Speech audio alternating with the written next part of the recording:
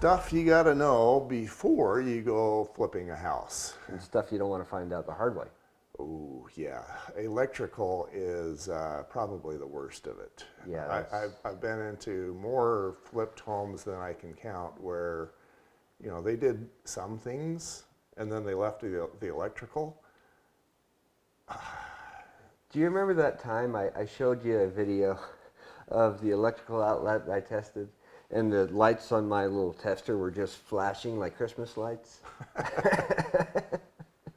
Because it was Christmas? Yes, it was Christmas in the wall. Yeah, what was going on? Tell the story. Oh, well, they had more than one problem with that outlet.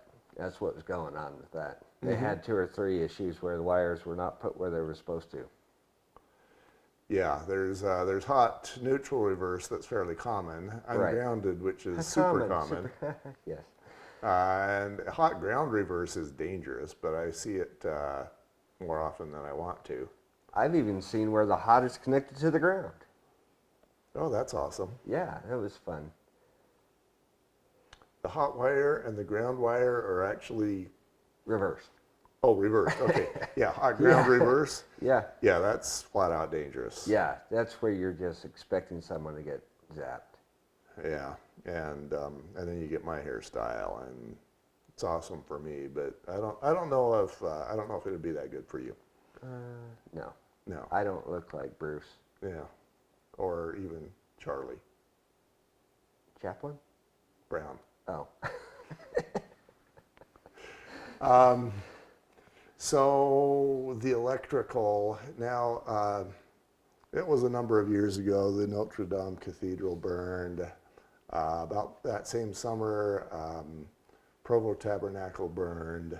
Yeah. Those are both old buildings, and in both cases, they burned because they were putting a modern demand on a not modern electrical system.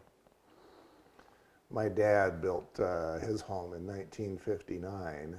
He had a fuse box, and those legs, he'd done the main floor and then he'd finished the basement, and he probably just found whatever wire was available and he'd splice into it and then go wherever he needed to go. And so those fuses would pop, and he'd curse the fuses, put a bigger fuse in there. And so instead of 15, it was 20, and then the 20 would pop, so he put a 30 in there.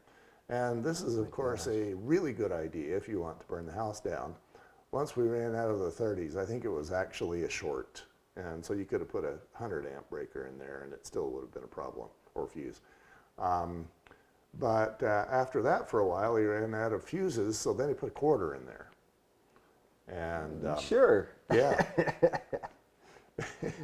And there were, this wasn't that unique. The wiring that happens, that you and I see, pretty much, I'll walk up to any old home and I just know that the first biggest problem is going to be the electrical. Oh, yeah, you just know it when you come into an old home. Yeah. Now, in that category, ungrounded. For me, I've talked to electricians in the past who've basically said, okay, the ungrounded is less of an issue, and here's why. And others say, oh my goodness, if you don't have ground, you're going to die. For me, it's kind of in between. But if it's ungrounded, you know that you've still got the old grandpa wiring. Yeah. And you know that grandpa didn't do it right. Right. So it's proof that it hasn't been updated, and that's scary. Or have been semi-updated. Where you get the new electrical in the walls, the Romex, and then in the attic you find where they connected it to the old. Yeah, the splices are kind of crazy. And speaking of which, we probably ought to cover the whole knob and tube category. Yeah, there's only one type of knob and tube, and then you go into the 60s and 70s where you get the sheathed wires that were paper and cloth. That's not your knob and tube. That's just a pre-Romex wire that only had 2 wires in it. So Romex is the newer stuff, and then sheathed was older but better than knob and tube. Right. Now, the reason why they call it knob and tube is because maybe you've got 2 wires, hot and neutral. and we're trying to run it to different places. So in order to get it through maybe a joist, we'd do a little tube that we could, or a sleeve that we Yeah. could put it through. And then knobs, if we're going this way and we want to go that way. They'd then wrap around the that's- top of the knob and head off another direction. Right. Yeah, And hence the term knob and tube. right.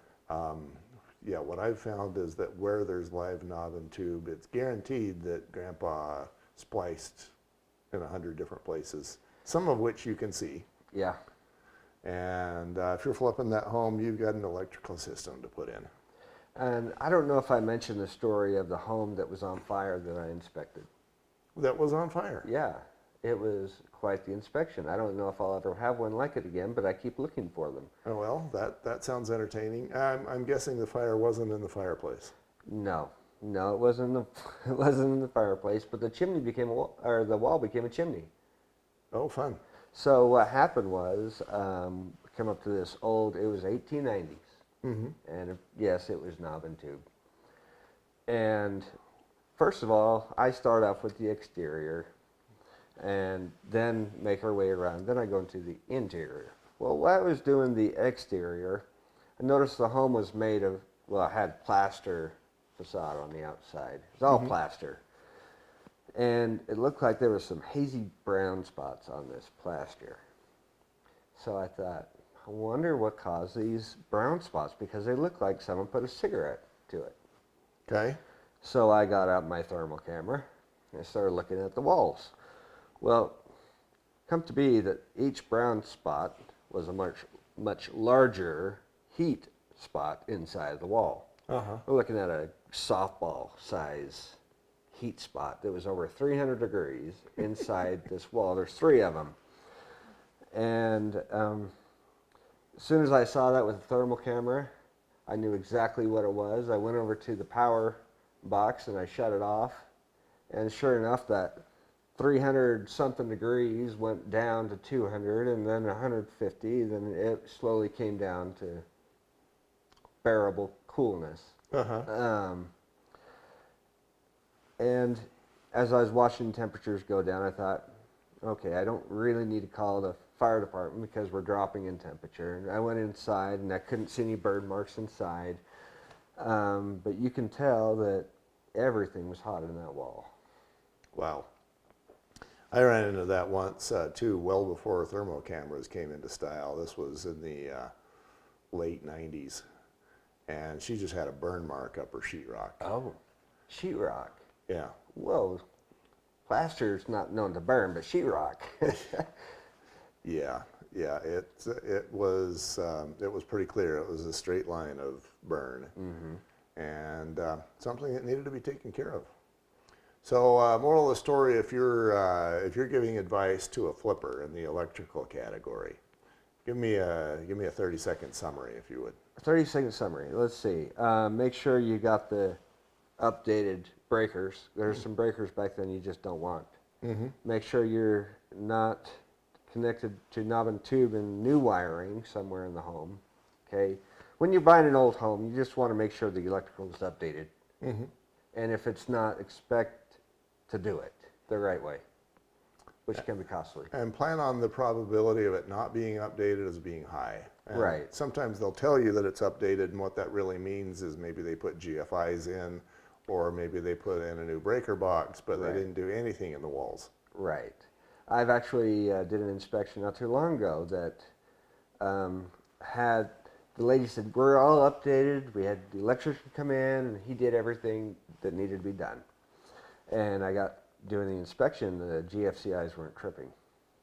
All they had done was put in GFCIs, just the outlets, and then charged her $1,700 and walked away without anything else. No new wiring, nothing. Just slapped in some new, what looked to be good GFCIs. So just because there's a GFCI in the wall doesn't mean it actually will function, let alone be connected to the wire it needs to be. This goes back to, I tell a lot of people that half the electricians I know belong in jail. Yeah. But it's not just electricians, it's stucco guys, and it's home Oh, the whole inspectors. slew of them. Home inspectors. Some of the realtors. Yeah, I won't go into that. Yeah. That's a touchy subject. And, I guess probably half of, any trade. Oh yeah, We're all, mechanic. as a human race, we're all perfect. So, moral of that story is don't just call the first guy and don't make it the cheap guy. And don't assume. Yes. Be right back.